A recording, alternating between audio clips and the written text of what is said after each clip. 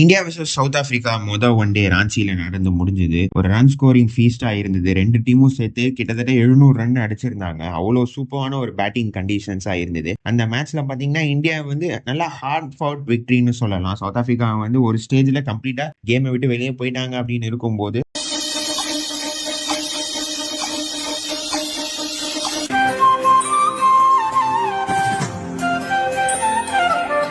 அவங்களோட ரெண்டு ஆல்ரவுண்டர்ஸும் சூப்பரா பேட்டிங் ஆடி கேமுக்குள்ளேயே வச்சிருந்தாங்க. லாஸ்ட்ல இந்தியாவோட போலிங் சிறப்பா இருந்தது. இந்த மேட்சோட ஒரு சின்ன ரீகேப் பார்த்துடலாம் மேட்ச் எப்படி போச்சுன்னு. அதே மாதிரி இந்த மேட்சை இந்தியா ஜெயிச்சதுக்கான டாப் 5 ரீசன்ஸ் என்ன அப்படின்றதையும் பார்த்துருவோம். அதே மாதிரி சைட் முஷ்டாக் அலி இப்போ நடந்துகிட்டு இருக்கு India premium T20 tournament. So IPL ஆப்ஷனுக்கு முன்னாடி நடந்துகிட்டு இருக்கு. ஸோ அதுல எந்தெந்த பிளேஸ் சிறப்பா பண்ணியிருக்காங்க அப்படின்றது இந்த வீடியோல பார்ப்போம். டாஸை வின் பண்ண சவுத் ஆப்பிரிக்கன் கேப்டன் மார்க்ரம் பாத்தீங்கன்னா முதல்ல பவுலிங் போடுறோம் அப்படின்னு டிசைட் பண்ணாரு. செகண்ட் இன்னிங்ஸ்ல டியூ ஜாஸ்தி வரும், ஸோ பேட்டிங் ஆட ஈஸியா இருக்கும் அப்படின்னு சொல்லி ஃபர்ஸ்ட் பவுலிங் ப்ரிஃபர் பண்ணாரு. இந்தியா சூப்பரா ஸ்டார்ட் பண்ணாங்க. ஜெய்ஸ்வால் அண்ட் ரோஹித் சர்மா ரெண்டு பேருமே கொஞ்சம் அடிச்சுதான் ஆடினாங்க. எஸ்பெஷலி ஜெய்ஸ்வால் அடிச்சு ஆரம்பிச்சாரு. பட் நாண்டே பர்கரோட ஒரு நல்ல டெலிவரியில பாத்தீங்கன்னா அவுட் ஆயிட்டாரு. ஒன்ஸ் அகேன் அவர் ஒரு லெஃப்ட் ஆர்ம் பேசருக்கு அகேன்ஸ்ட் அவுட் ஆயிருக்காரு. அதுக்கப்புறம் ரோஹித் சர்மா அண்ட் விராட் கோலி ஒரு சூப்பரான பேட்டிங் பார்ட்னர்ஷிப் ஸ்டிச் பண்ணாங்க. விராட் கோலி பாத்தீங்கன்னா எடுத்த உடனே ஒரு அக்ரெசிவ் இன்டென்ட்ல தான் வந்தாரு. ஜென்ரலா விராட் கோலி கொஞ்சம் டைம் எடுத்துட்டு தான் அடிக்க ஆரம்பிப்பாரு. பட் இந்த வாட்டி எடுத்த உடனே அவர் ஒரு அக்ரெசிவ் மோட்ல தான் வந்தாரு. செம்மையா பேட்டிங் ஆடினாரு. ரோஹித் சர்மாவும் சூப்பரா ஆடினாரு. ஒரு ஸ்டேஜ்ல இவங்க ரெண்டு பேரும் இருக்கும்போது ஈஸியா 400 தாண்டிடுவாங்க இந்தியா அப்படின்ற ஒரு நிலையில இருந்தது. ஏன்னா ரெண்டு பேருமே அவங்களோட ஹாஃப் செஞ்சுரிஸ் குவிக்காவே ரெஜிஸ்டர் பண்ணாங்க. ரோஹித் சர்மா சூப்பரா ஆடிட்டு இருந்தப்போ ஒரு அன்லக்கி டெலிவரி பாத்தீங்கன்னா அவுட் ஆயிட்டாரு. யான்சனோட பால் அந்த அளவுக்கு பவுன்ஸ் ஆகல. அவர் எக்ஸ்பெக்ட் பண்ண அளவுக்கு பவுன்ஸ் ஆகாததுனால LBW ஆகி அவுட் ஆயிட்டாரு. ருத்ராஜ் கைக்வாடுக்கு இந்த மேட்ச்ல ஒரு சான்ஸ் கிடைச்சிருந்தது. அவர் பாத்தீங்கன்னா ஒரு சூப்பரான கேட்ச்ல டிஸ்மிஸ் ஆகி வெளியே போயிட்டாரு. வாஷிங்டன் சுந்தரும் பெருசா கான்ட்ரிபியூட் பண்ண முடியல வித் த பேட். ஸோ ஒரு ஸ்டேஜ்ல இந்தியா ஈஸியா 400 மேல அடிச்சிருவாங்க அப்படின்ற நிலையில ரெண்டு கன்சிக்யூட்டிவ் விக்கெட்ஸ் வந்ததுனால இந்தியா கொஞ்சம் கன்சர்வேட்டிவா ஆட ஸ்டார்ட் பண்ணாங்க. KL ராகுல் அண்ட் விராட் கோலி பாத்தீங்கன்னா ஒரு சூப்பரான ஒரு பார்ட்னர்ஷிப் ஸ்டிச் பண்ணாங்க. ரெண்டு பேருமே சூப்பரா ஆடினாங்க. விராட் கோலி அவரோட 100 ரெஜிஸ்டர் பண்ணாரு.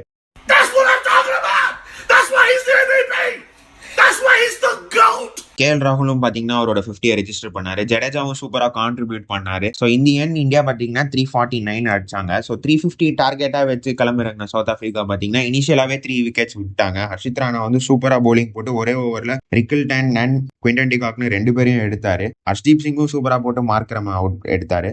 என்னதான் சவுத் ஆப்பிரிக்கா ஏர்லியா 3 விக்கெட்ஸ் விட்டாலும் அவங்க ரன் ஸ்கோரிங் இன்டென்ட்ல தான் இருந்தாங்க. டோனி டிசோசி அண்ட் பிரெட்ஸ்கியும் அடிச்சுதான் ஆடினாங்க.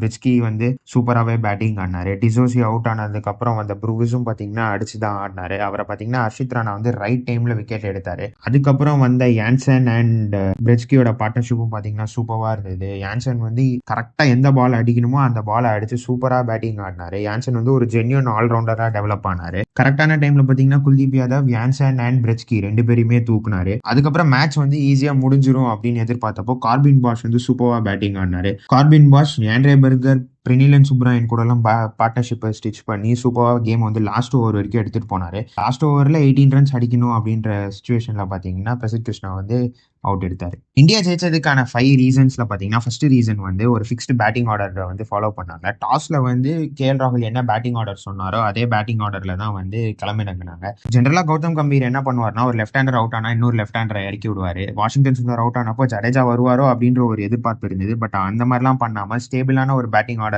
இறக்கி விட்டாங்க. ஸோ அது one of the reasons why இந்தியாவால அவ்வளவு பெரிய ஸ்கோர் போஸ்ட் பண்ண முடிஞ்சது. பிச்சை ஏர்லியாவே கெஸ் பண்ணிட்டாங்க. ஸோ இது ஒரு ஃபிளாட் ட்ராக் அப்படின்றதுனால எடுத்த உடனே அக்ரெசிவ் அப்ரோச்ல தான் வந்தாங்க. பவர் பிளேலயே பாத்தீங்கன்னா கிட்டத்தட்ட 80 ரன்ஸ் மேல அடிச்சிட்டாங்க. ஸோ அதுவும் பாத்தீங்கன்னா ஒரு இம்பார்ட்டன்டான ஒரு விஷயம். அண்ட் விக்கெட்ஸ் விழுந்தப்போ விராட் கோலி அண்ட் KL ராகுல் பாத்தீங்கன்னா கரெக்டான ஒரு அப்ரோச் எடுத்தாங்க. கொஞ்ச நேரம் பார்ட்னர்ஷிப்பை பில்ட் பண்ணிட்டு அதுக்கப்புறம் அட்டாக்கிங்கா ஆடுவோம் அப்படின்னு. அதுவும் பாத்தீங்கன்னா பயங்கர ஹெல்ப்ஃபுல்லா இருந்தது. ஏன்னா அந்த டைம்லயும் அடிக்க போயிருந்தாங்க அப்படின்னா 300 இந்தியா ஆல் அவுட் ஆயிருக்கிறதுக்கும் வாய்ப்புகள் இருந்தது. அவங்க ரெண்டு பேரும் அந்த டைம்ல கரெக்டான அப்ரோச் எடுத்ததுனால தான் இந்தியாவால 350 போஸ்ட் பண்ண முடிஞ்சது. நெக்ஸ்ட் பாத்தீங்கன்னா இந்தியாவோட பவர் பிளே பவுலிங் சூப்பரா இருந்தது. வேர்ல்ட் கப்ல இந்தியாவோட டெம்ப்ளேட் டார்கெட்டா என்ன இருந்தது அப்படின்னா, பவர் பிளேல வந்து மேக்ஸிமம் நம்பர் ஆஃப் விக்கெட்ஸ் வந்து எடுக்க முயற்சி பண்ணுவாங்க. அதை வந்து இந்த மேட்சும் வந்து எக்ஸிபிட் பண்ணாங்க. ஃபர்ஸ்ட் 6 ஓவர்ஸ்லேயே பார்த்தீங்கன்னா 3 விக்கெட்ஸ் வந்து எடுத்துட்டாங்க. ஸோ பவர் பிளே பவுலிங் வந்து இந்தியா செம்மையா இருந்தது. ஹர்ஷித் ராணாவும் அவரோட நியூ ரோலை வந்து சூப்பராகவே யூஸ் பண்ணாரு. ஹர்ஷித் ராணாவோட பவுலிங் ஸ்பெல்ல இதுதான் ஒன் ஆஃப் த பெஸ்ட் ஸ்பெல்னு சொல்லலாம். அவரோட ஃபர்ஸ்ட் ஃபியூ ஓவர்ஸ் பார்த்தீங்கன்னா சிறப்பாக இருந்தது. சைட் முஸ்டாக் அலி டோர்னமெண்ட் பார்த்தீங்கன்னா நடந்துட்டு இருக்கு. ஃபர்ஸ்ட் 3 ரவுண்ட்ஸ் ஆஃப் மேட்சஸ் வந்து நடந்து முடிஞ்சிருக்கு. இதுல தமிழ்நாடு பார்த்தீங்கன்னா 3 மேட்ச்ல ஒரு மேட்ச் ஜெயிச்சிருக்காங்க. ஃபர்ஸ்ட் மேட்ச் ராஜஸ்தானுக்கு அகேன்ஸ்டா கன்வின்சிங்கா தோத்துட்டாங்க.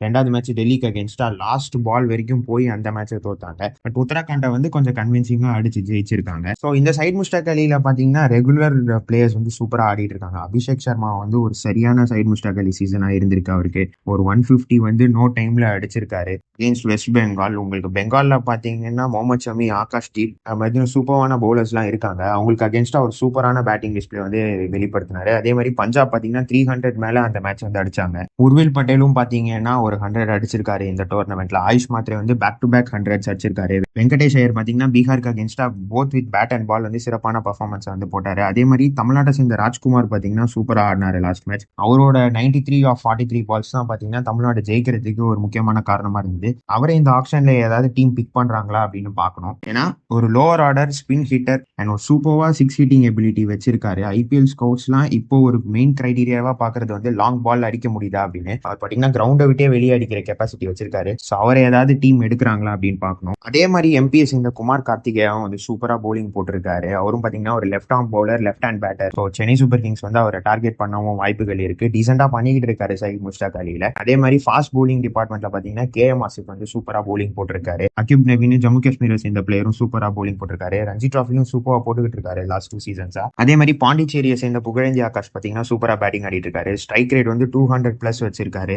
அவரையும் பாத்தீங்கன்னா டீம்ஸ் டார்கெட் பண்ண வாய்ப்புகள் இருக்கு. ஸோ இந்த வீடியோ பிடிச்சிருந்தா லைக் பண்ணுங்க, உங்க ஃப்ரெண்ட்ஸுக்கு ஷேர் பண்ணுங்க. மறக்காம நம்ம சேனலை வந்து சப்ஸ்கிரைப் பண்ணிக்கோங்க. தேங்க்ஸ் ஃபார் வாட்சிங்.